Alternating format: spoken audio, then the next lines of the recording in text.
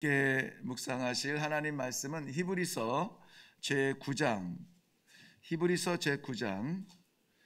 23절부터 마지막 28절 말씀입니다.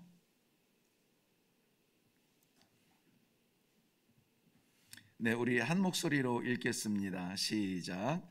그러므로 하늘에 있는 것들의 모형은 이런 것들로서 정결하게 할 필요가 있었으나 하늘에 있는 그것들은 이런 것들보다 더 좋은 제물로 할지니라.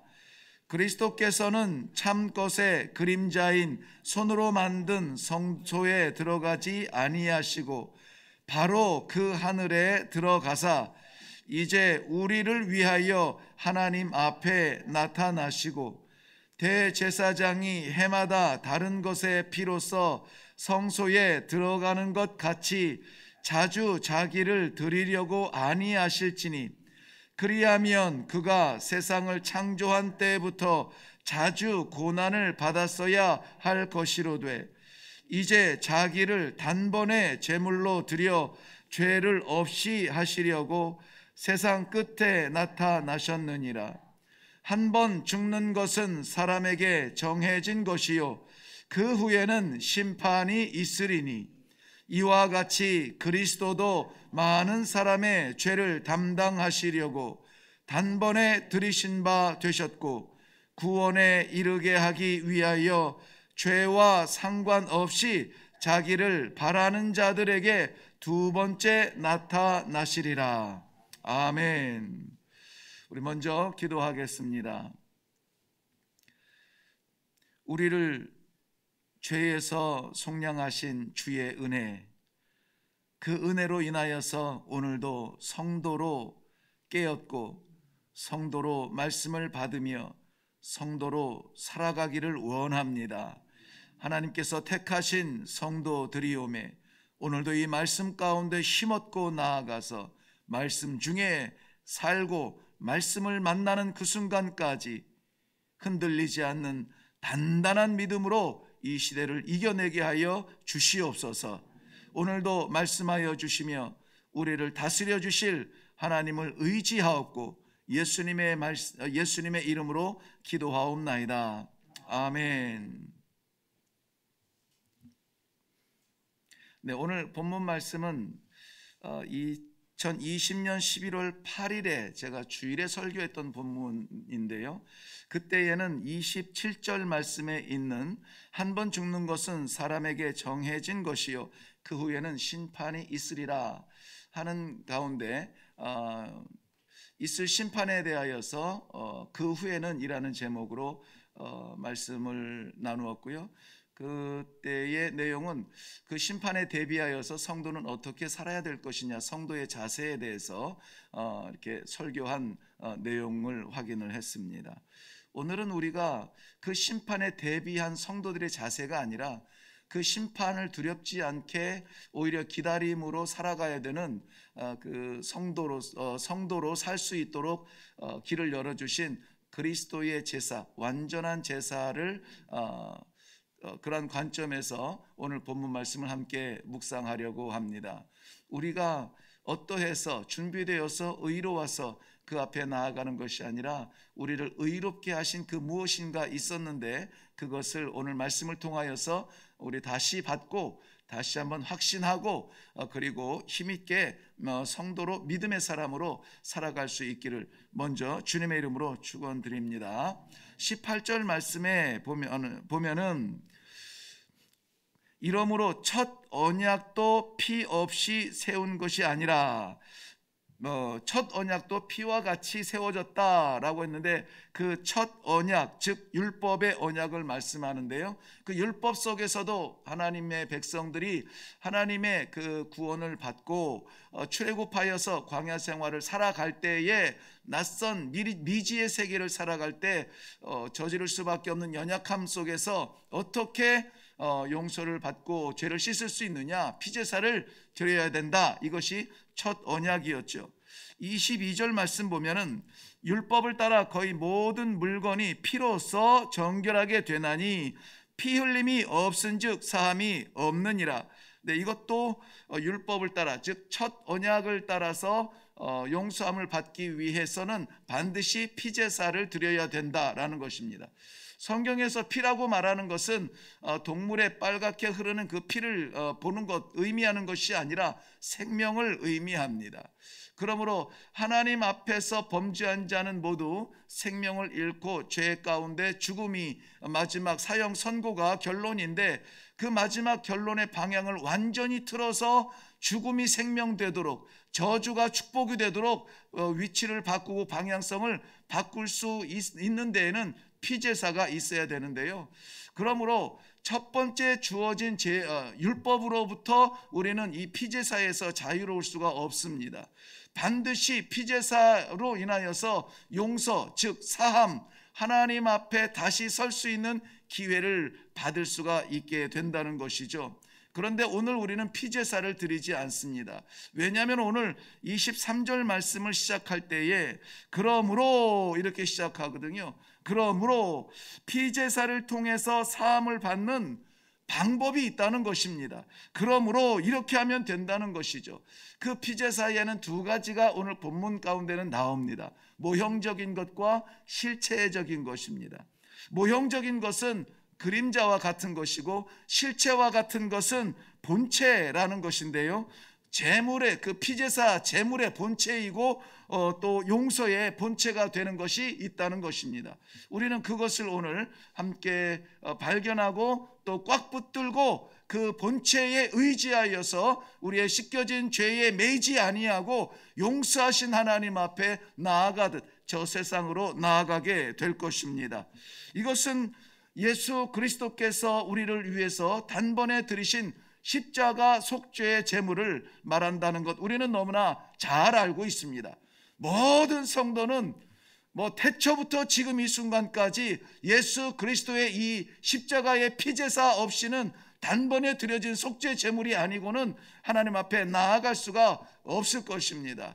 그러므로 오늘 우리가 하나님 나라에 갈 소망이 있다면, 하나님 앞에 설 수 있는 소망이 있다면, 그것은 온전히 예수 그리스도의 단번에 드려진 완전한 속죄 제물로 인함인 것을 우리는 확실히 믿어야 될 것입니다.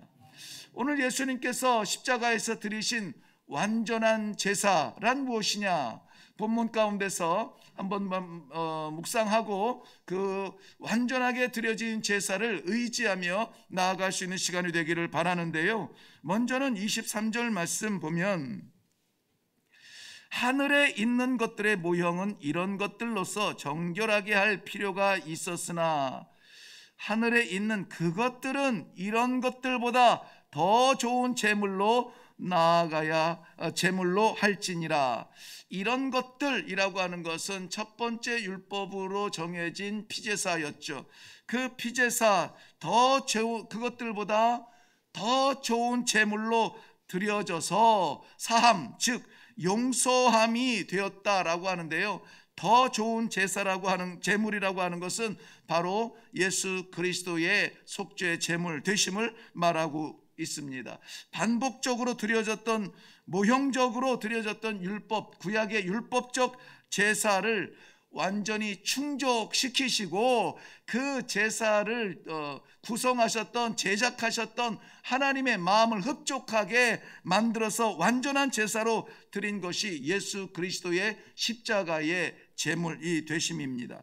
이것은 비교할 수 없는 완전한 제사였고 더 좋은 제물이라고 오늘은 표현이 되어져 있습니다. 구약의 백성들도 제물을 통하여서, 제물의 피제사를 통하여서 속죄가 되었습니다. 그런데 예수 그리스도께서 우리를 위하여서 십자가에서 흘리신 그 피제사는 완전한 것이었고 더 다시 올려질 필요가 없는 그러한 제사로 드려졌습니다. 그러므로 우리 성도들은 죄 용서 받기 위해서 하나님 앞에 나아가는 것이 아니라 죄 용서 받음으로 담대하게 하나님 앞에 나아가는 신앙생활이 되어야 됩니다. 그러므로 성도는 반드시 누구를 바라보아야 되느냐? 하나님을 바라보고 하나님을 상대해야 하는 것입니다. 다시는 그림자 같은 것에 의존해서는 안 됩니다. 내 마음이 움직인다 하여도 그 마음을 꽉 붙잡고 하나님만 바라보는 신앙생활을 해야 되는 것입니다.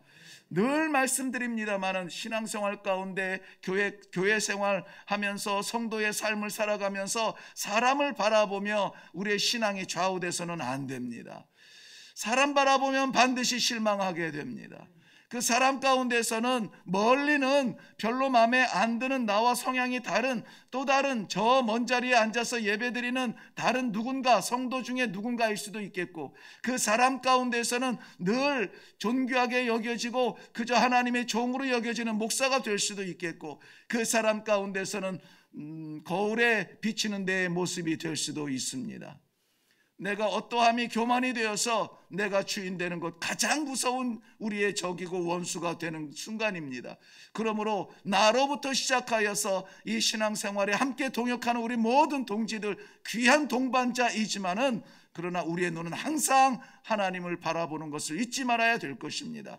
그 하나님 앞에 나아갈 수 있도록 예수님께서 십자가 지셨는데, 오늘 본문에서도 나옵니다만 그렇지 아니면 예수님께서 계속 또다시 십자가를 져야 된단 말이냐? 그렇지 아니하다, 완전하다. 네 앞에 아무것도 가리지 말고 꺼리끼지 말고 하나님 앞에 담대하게 나아가라고 오늘 주님께서는 우리를 위하여서 그 완전한 제사를 드려 주신 것입니다. 더 좋은 제물, 이보다 더 좋은 것이 있을까요? 세상에 예수 이름보다 더 귀한 것이 있을까요? 내가 가진 것들 가운데 예수 이름하고 바꿀 만한 것이 있을까요? 있다면 그것을 택해도 되지만은 아무리 둘러보아도 성도들에게는 십자가 위에 나를 위하여서 목숨 버리신 우리 하나님이신 예수 그리스도보다 더 귀한 것은 없습니다. 때로는 성도들이 없어도 될 것 때문에 죽을 것 같이 살아가는 그러한 안타까움과 아쉬운 순간들이 너무나 많아요. 너무나 많습니다. 그러니 돌아보는 우리의 삶의 그 인생의 발자국마다 아쉬운 것들이 참 많습니다. 그때 내가 주님을 택했어야 되는데, 그때 내가 믿음을 택했어야 되는데, 그때 내가 신앙의 결단을 내렸어야 되는데, 그게 무엇이라고 그거 붙잡고 살다가 너무나 부끄럽구나 하는 한숨 섞인 그러한 기도가 나오지 않기를 바랍니다. 우리 주님께서 드리신 이 더 좋은 제사는 완전한 제사요, 실체적인 제사요, 나를 하나님 앞에 세우기에 조금도 부족함이 없는 그러한 피제사였다는 사실을 믿으시고 이 제사에 의지하여서 하나님 앞에 나아가는 성도님들 되시기를 바랍니다.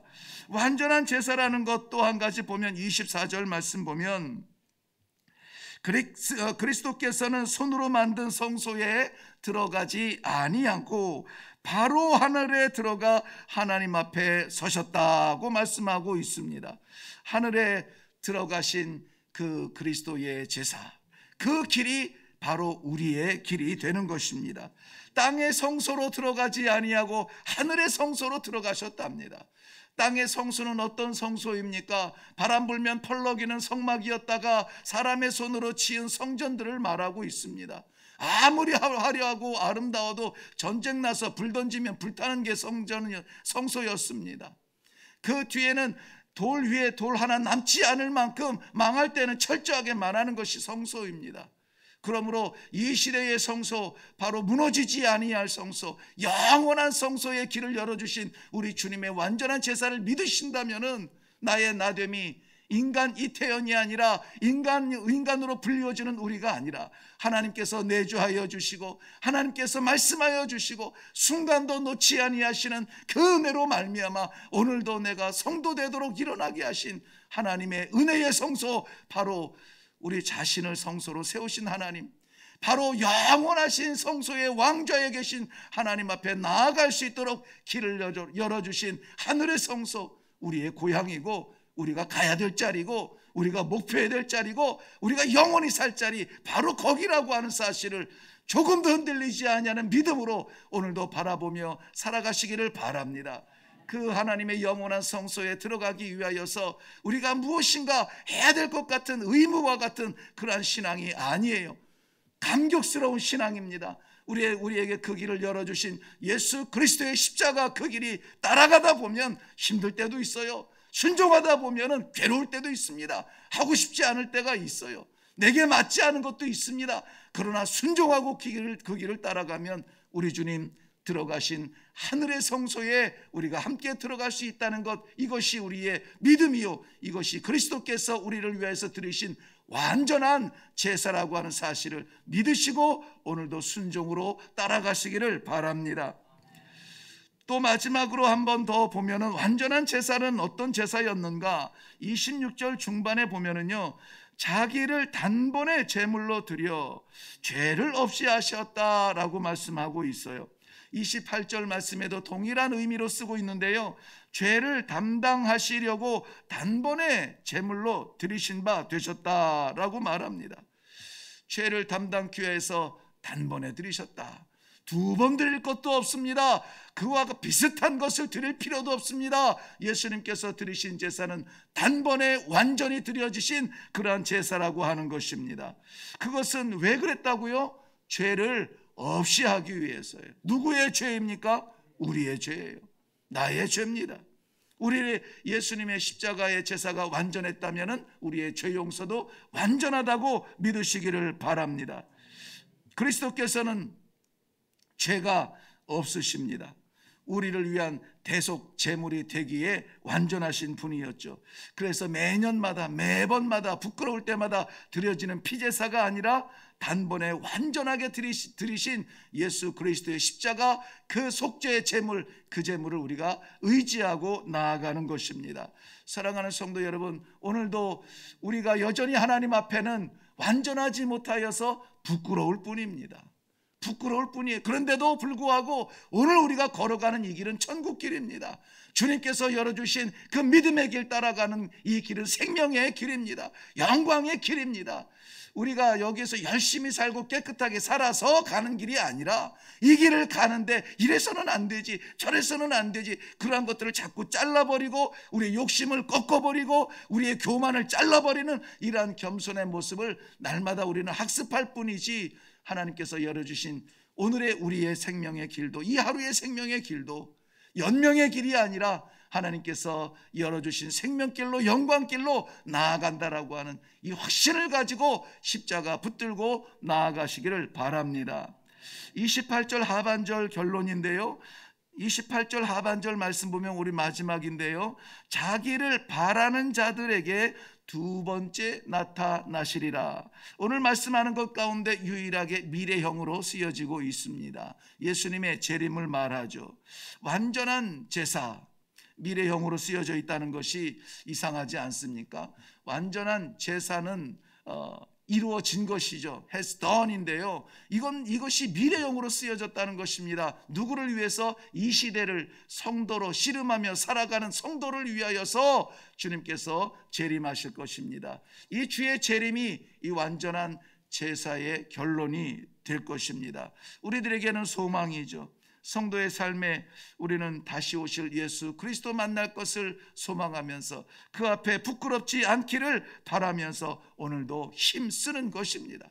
최선을 다하는 것입니다. 나를 내리고 그날 볼 주님의 얼굴을, 그 주님의 영광을 사모하는 마음으로 오늘도 애쓰는 것입니다. 우리 주님께서 다시 오셔서 성도된 우리 모두들을 받아들이시고 하나님의 영원한 성소로 나아가는 것, 완전한 제사의 축복의 현장이 될 것입니다. 그러면 우리는 오늘 무엇을 어떻게 해야 할까요? 무엇을 어떻게 해야 될까요?